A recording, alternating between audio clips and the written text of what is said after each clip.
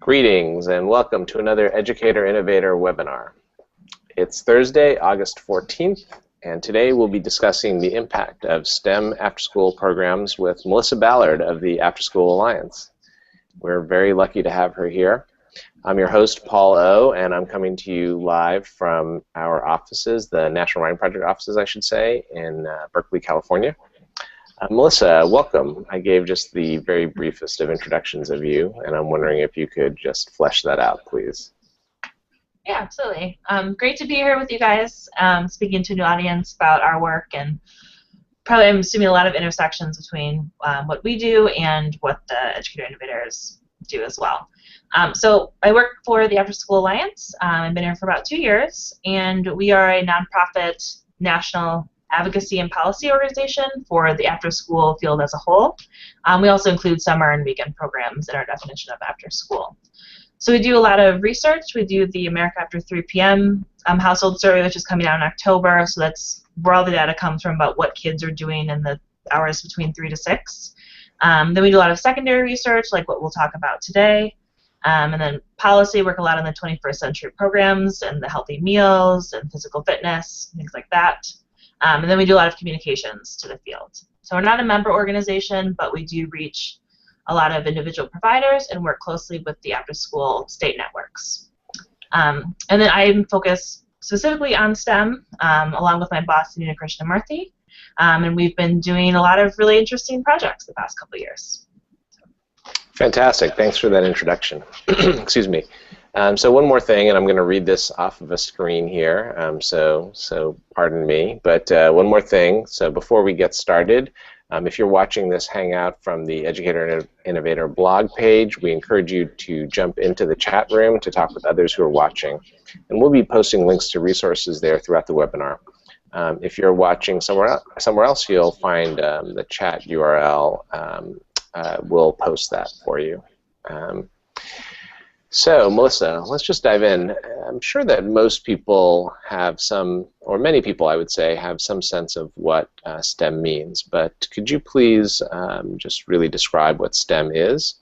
And in addition, I'm wondering why the after-school space has been such fertile ground for STEM learning by young people.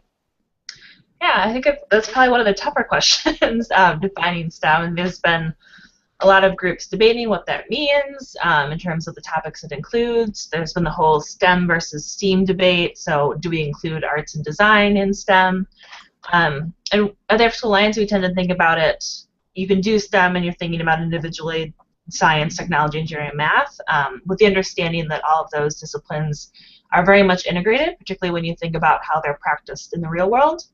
And particularly with engineering, we think about that as providing a context that blends science, technology, and math, particularly in real-world ways. So I always I'm a huge fan of material science engineering, and so with that you can talk about the science of different chemicals, of different materials. You can talk about the math when you're testing material properties, and then you of course are looking to create new technology as an engineer. So I think it's a really great way to blend lots of different things and also to bridge to non-STEM topics. So if you're doing environmental justice, of course, the public communications piece is a good way to rope in writing and media and online journalism and things like that. I do think it's important to flag that a lot of people leave out computing or computer science from the technology piece. So particularly with those educators working with high schoolers that are very concerned about their potential job opportunities, computing makes up about half of those, potential STEM jobs in the future. So we always like to remind people that computing is a huge piece of STEM. And then you had also asked about sort of why STEM has become such a hot topic in the after-school field. And yeah, we really have seen providers really wanting to offer it, and I think a lot of providers do provide it as at least one of their enrichment opportunities. They may or may not be completely focused on STEM, but they definitely view it as an important part of all of their educational offerings. And I think one of the reasons for this is that providers see the sort of clear connections between how they can facilitate STEM. So it can be hands-on, they can do messy projects that can last for months at the end on time, and they can do curriculum and topics that aren't, that schools can't do, if they're working with like outside of those curriculum requirements. So I think that practitioners really see it as a great space to really work on those sort of STEM skills that are not just content-based. And I think practitioners, after school field also thinks about some of the larger science and math education concerns, so improving their overall quality, being able to provide a lot more hours in those topics. And then also a lot of after-school programs that are working with older youth are concerned about their job opportunities, and particularly for those working with populations that are from high-poverty communities. You can really think about accessing STEM jobs as an equity issue in the sense that those jobs tend to pay more and be more steady work. Yeah, and so I think we can infer from that great response, or that very articulate response, why would be that the Afterschool Alliance would want to study the effects of STEM after-school programs. But I'm wondering if you could talk a little bit more about that, the rationale behind this report, and maybe even get into some of the particulars of what the report was hoping to accomplish. Yeah, so I think there are sort of several different pressures around creating a report like this. So one definitely comes from like the larger atmosphere on education and pressure for demonstrating data and specific types of impact. So that pressure comes from funders and policymakers and school administrators that are working with after-school programs in their district. But of course, practitioners and researchers in this field also want to know how their programs are impacting youth, although from usually a very different lens. And so it's sort of the informal science field more broadly, so including like science centers, museums, and media, have felt the same kind of pressures as the after school and out of school time field have felt along many of those dimensions as well. So we really saw a need for the field itself to sort of have something concrete that they can give to stakeholders when they're trying to advocate for their programs or ask for grants and things that really demonstrated the impact. For most sort of rank and file after school programs, it's very difficult to have their own professional evaluator. It's very expensive, it's very time consuming, you probably don't have the staff capacity. So we thought just sort of one piece of evidence is definitely, can we look across all programs and see if there's some commonalities, and sort of as a larger effort is trying to understand the particular features of after-school programs that lead to certain outcomes. But this was really sort of a first step in that effort. Great, thanks. And so, so what conclusions did the report come to? What conclusions did you come to about the impact of STEM after-school programs? Okay. Yeah, so as a researcher, I'm going to start with like several caveats. So what this report is not, it's not a comprehensive study across, a representative sample of after-school programs, so we can't say that the impacts that we found all after-school STEM programs are doing. What some research has found is that there is a very strong connection between high-quality programs and strong outcomes. So we took a collection of what we knew to be very strong STEM programs and took a look at their evaluation data. The second thing that we did is that we used a framework for youth outcomes that was developed in a study in 2013. And that actually came out of a consensus study where we surveyed expert practitioners and other after-school stakeholders about what they thought after-school could most appropriately and is best situated to contribute to the larger STEM education. And then we put the evaluation data of that set of 11 programs into that framework and tried to sort of see were there holes in it, are most programs meeting these outcomes, how are they meeting these outcomes, and we really found that for the most part, most programs were hitting several of the outcomes. And within that framework, we kind of had three major buckets. So the first bucket being sort of interest and engagement around STEM. Second bucket is actual STEM skills that kids can develop, and the third bucket being do they actually come to value STEM, and do they actually start looking at careers or a larger sense of identity. Of course, all the programs had very different goals and mission and sort of program features, so definitely not all the programs hit all the different outcomes, but for the most part they did a lot of them. And I think what's also interesting is that they were capturing sort of dimensions of those outcomes in very different ways that were particular to the type of program that they had.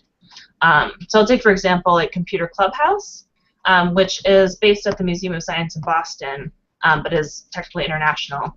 So they have like a drop-in program where kids work on digital media and technology, sort of maker-style activities.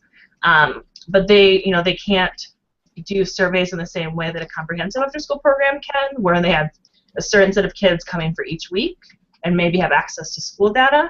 But they were able to create and sort of tell their evaluation story based on what they did and what fit with their program. But you still see a resulting set of very interesting outcomes for all of these programs. And so could you say a little bit more about what those outcomes are? Yeah. So if you are looking at the report, I'm actually going to take a look so that I can make sure to mention them all. Sure, that'd be great. And while you're doing that, I should just say as well that for those people who are interested, Melissa did write a brief blog post that also points to the report itself, and you can find a link to the PDF of the report through that blog post. Okay. So I'm actually looking at Appendix 3, and so this is sort of the easiest way for me to look at all the data. Sure. And so under the first outcome about interest and engagement, we were sort of looking at where kids were choosing additional STEM courses when they went to high school. Were they saying that they wanted to do STEM outside of school and outside of their after-school program? Did they continue to choose other STEM activities in their personal lives? And then some programs were able to do sort of on-site evaluation of, they had observers look at, like, are these kids actually engaged? So if they had observational surveys, they could do that. Under the second outcome, which is more about the actual STEM skills, a lot of programs had results about teamwork and leadership, so the sort of 21st century skills, as well as like confidence, which we know is sort of feeds into a cycle of interest and competency. And then do they know the engineering design process? Do they know how to use specific types of science tools? Can they use a microscope? Can they use a thermometer? Can they program a certain set of scenarios in a GPS or things like that? So again, this is, I think, where you really see a lot of diversity in what people are measuring based on what their programs are actually doing. And then I definitely think there are some interesting results in the last outcome, sort of about the valuing of STEM and also related to STEM careers. And so I think that some of the programs I mentioned, like their kids were doing service learning around the topic, or they understood that they could use these skills in other situations, or they were able to sort of directly connect what they were doing in the after-school program with what was happening in their communities. So it's really interesting sort of what programs were able to capture in that regard. And one thing, I don't know if this is directly related, but one thing that stood out to me as I read the report was this notion of young people having or not having a STEM identity, and the connection between being able to, say, own a STEM identity and the degree to which those young people would then go on to fields that one would think of as STEM-related fields. And I was wondering if you could talk a little bit more about that. I just think it's fascinating because I think so often we don't really think of the STEM as being associated with an identity that kids might want to take on or not. Yeah, I think that there's sort of this like disparate research around several elements of this. So there's been a lot of talk in the news about the importance of having STEM professionals as mentors so that youth who are in underrepresented populations can see that someone like them has been successful in the STEM fields. But it also goes beyond that to think about like an individual interest, whether it's in a topic or sort of a general identification of I can do science, I can do math, and being able to envision yourself as that. And of course, once you have that interest and willingness to do STEM, you might elect more programs, and once you develop like a competency in STEM, and then once you feel more confident about it, you're better able to identify. So it's sort of this ongoing cycle of learning more about STEM, being more confident in it, getting more skills, having more opportunities and more experiences that really needs to continue outside of just a single experience. So yeah, I think there's a lot of research going on around this, which is really fascinating, but I think we sort of understand that there's a lot there to work through. And again, I think especially for kids who don't necessarily identify or have people in their lives that are connected to science and engineering careers. And so it's through these opportunities in after-school programs or in the whole range of opportunities that kids begin to develop this kind of identity as you're describing it. Yeah, and I guess this is one of the sort of findings that points to a really strong recommendation. And so if we know that this cycle needs to keep happening, that there needs to be sort of a pathway of opportunities for kids to continue to choose science STEM-related learning experiences. So you can have, a really great elementary school program, really good middle school program, but then what happens between the interplay of these other institutions? So what happens when they go into school? Do they still have positive experiences and affirming experiences with STEM?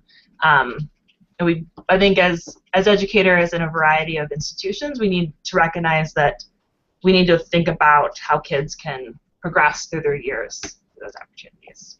Yeah, and so that leads me to another phrase that was used in the report that I really gravitated towards, and I think for those of us who are steeped in connected learning, the connected learning framework, that we also gravitate towards, and that's this notion of a learning ecosystem that's focused on a young person, in which school is, perhaps just a node.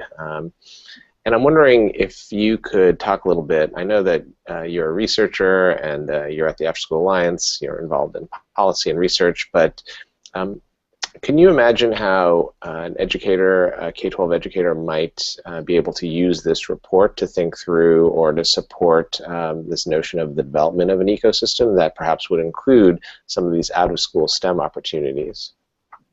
Yeah, I think it really does become clear once you kind of break down those outcomes and thinking that like most of those outcomes, maybe with the exception of some of the actual STEM content knowledge, schools aren't always in a position to support the development of those skills.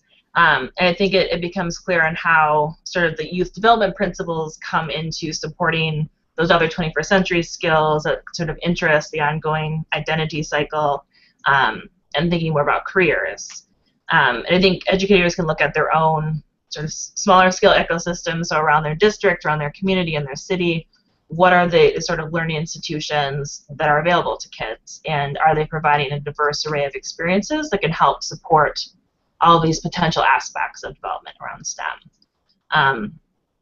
And so I think it definitely, and we always like to think in the after-school field that it provides a really good argument for these sort of non-school-based learning environments, and that they really are different types of learning experiences that are happening. And all of them are vital to sort of the overall success within academics and within life. Yeah, and it seems to me, in fact, that not only are they important and in some senses critical, but in many cases, the amount of time that kids spend learning outside of school dwarfs, or at least is greater than the amount of time that they spend learning in school. So it seems like it's critical to leverage this whole variety of options. Yeah, and it reminds me of that University of Washington graphic that says sort of across a lifetime, only 20% of your waking hours are spent in formal education institutions, and what happens is that 80% of that time is a really ripe space for other types of learning to come in. Right, and I'm curious about some of the programs that are highlighted in the report, and I'm wondering if you could talk a little bit about some of those programs. So what would a young person experience? I mean, you talked a little bit about the Computer Clubhouse, but there were so many that I think were just really fascinating to think about. The variety of experiences that young people would have, and I'm wondering if you could touch upon those programs a little bit. Yeah, I think there's a really diverse array of types of programs, which is really cool for us to see.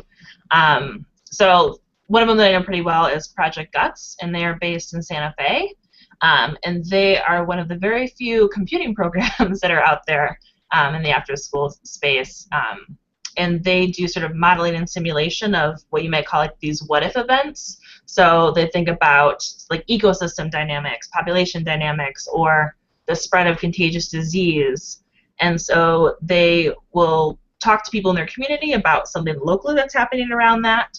And then they learn a particular type of computer software to model that scenario, and they run computer simulations, and then they're able to compare that data to another institution that's working in that space. So I know one of the projects they did was about like emergency evacuation routes. So they were able to go to like the fire department to kind of see what they had actually planned out, what they had predicted. And so, and talking about sort of the ecosystem and additional opportunities, they work closely with some high school computing level challenges to keep kids in that pipeline as they progress through school. And then there was another really interesting one is the Science Action Club, and that's at the California Academy of Sciences in San Francisco. And they do a lot of citizen science projects out in the community, which is really cool.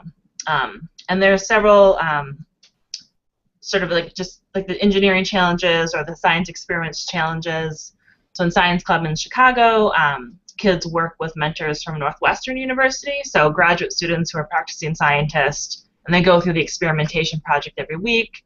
They develop their a science fair experiment for the Chicago Public Schools, and they really sort of are able to develop these rigorous implementation skills for experiments and able to really think like scientists. It's also a very cool program. That's fantastic. I think back to my own childhood where, I would sometimes go to the Boys and Girls Club and, play basketball, or in my after-school programs, they were often very much athletics focused, or games focused. Mm-hmm. And, I wonder if I had had these STEM opportunities, if I would not have been a humanities person, instead the scientist. So that's one thing. But then secondly, it does seem to me that what as well these programs are offering is access to an underserved population who might not have these opportunities in school settings. Because I do know that in more affluent schools, I think there are opportunities to engage in these kinds of hands-on STEM related activities, or even the kinds of coding work that you were describing as being somewhat absent in the after-school realm. So I was wondering if you could talk a little bit about that in terms of the accessibility and equity equation. Yeah, and I think that there's a lot of, I guess, what we term sort of STEM-rich institutions. So universities, research centers, or science centers, museums that have a lot of STEM context expertise, but don't always know how to reach certain communities. They want to reach certain communities, and I think partnering with existing after-school program providers is a really powerful way to access those populations, because then you also have the expertise of those youth workers who have worked in the community, worked with those students for many years. And I think another interesting thing about this sort of out-of-school time space is, again, being free of any sort of curriculum topic requirements, is you really can do these very interesting projects. I mean, with computing, people who are proponents of computer science education have had such trouble getting computer science into schools and getting them to count as AP requirements, things like that. But that school time space is really well equipped to welcome those types of topics and those projects without a lot of the barriers that exist in other spaces. Yeah, and it seems like we're also on the verge of many kinds of iterations of this of a constellation of out-of-school spaces coming together to be able to provide services to young people. And I think, for instance, of the Hive learning networks that exist as a way for young people. I mean, and obviously Hive is not solely focused on STEM, but it seems like is a model and an emerging model for the ways in which we can leverage these kinds of resources as you were just describing. Mm-hmm. Yeah, and there's actually a relatively recent report about the notion of ecosystems and creating, these really intentional citywide systems so that kids can follow pathways for out-of-school time opportunities. And I think that's a really powerful model because it builds on the local resources, the local businesses and industry, and the local institutions that are in a city. Yeah, and that. I think it echoes from me the work that happened this summer with regard to cities of learning. And just for those people who are watching, we have blog posts and material up at Educator Innovator about cities of learning, and as well about the Hive learning networks. So I'm just wondering, Melissa, as we close out, is there anything else that you would want us to know about this report that I don't know if I featured this enough, but that you co-authored? Is there anything about this report, anything else that you'd want us to know, or anything else about the programs that you worked with, the conclusions that you came to? Yeah, I guess one more thing about the report is that there's also sort of like a mini lit review. So I think a lot of the research around out of school time and STEM and out of school in particular is found in many different places. So if you're looking for sort of like an updated collection of what's been recently published, I think that's good to look at. And then I'd also say that, again, this paper is sort of one project in sort of a larger scope and helping after-school and out-of-school time programs better document and better figure out how they're impacting youth. So we work closely with the PAIR project out of Harvard that's developing sort of quality evaluation tools and some other assessment tools. But we really hope that this paper and the outcomes report that we did last year will sort of help people give more somewhat concrete steps to encouraging evaluators and researchers to start developing tools that programs can use easily, and thinking about evaluation plans that really match their mission and their goals rather than necessarily being directed by sort of outside groups. So. Yeah, and I would just add, I realize that we were getting to this closing point, but it occurs to me that the ability for after-school programs to evaluate their programs is a benefit for all the reasons that you talked about when we first started the webinar in terms of policy making, advocacy, but as well, it seems to me, if after-school programs are able to evaluate their programs in some way, and they point to the outcomes that you were describing earlier, and they were able to have some so I believe this is what you were getting at, in thinking about the significance for in-school educators. If there's this shared set of outcomes and a shared language and a shared understanding, it seems like in-school educators could really leverage not just the benefits in some ways of young people having had these experiences, but as well.